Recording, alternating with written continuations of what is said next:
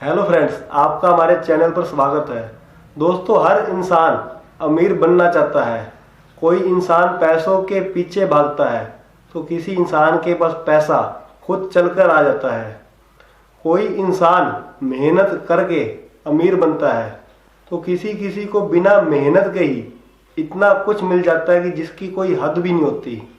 तो किसी किसी इंसान की शादी इतने ऊंचे और अमीर घर में हो जाती है कि उसको पैसों की चिंता ही नहीं होती।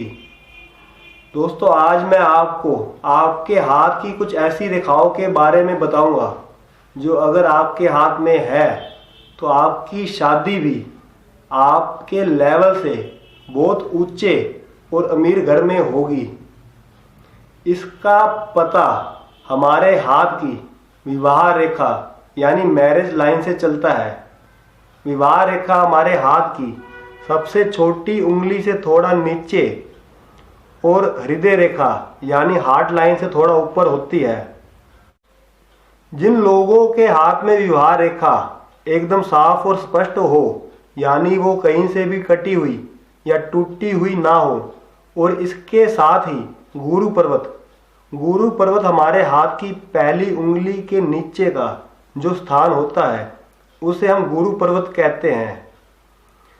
इसके साथ ही गुरु पर्वत पर क्रॉस का निशान हो तो ऐसे व्यक्ति का विवाह यानी उसकी शादी बहुत अमीर घर में होती है।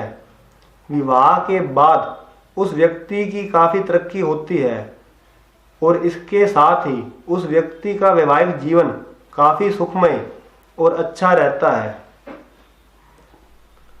अगर हाथ में विवाह रेखा कुछ लंबी होकर सूर्य पर्वत तक पहुंच जाए और इसके साथ ही सूर्य पर्वत पर एक सितारे का भी निशान हो तो ऐसे व्यक्ति की शादी भी बहुत अमीर घर में होती है, यानी उसका जीवन साथी मतलब उसका लाइफ पार्टनर बहुत पैसों वाला होता है।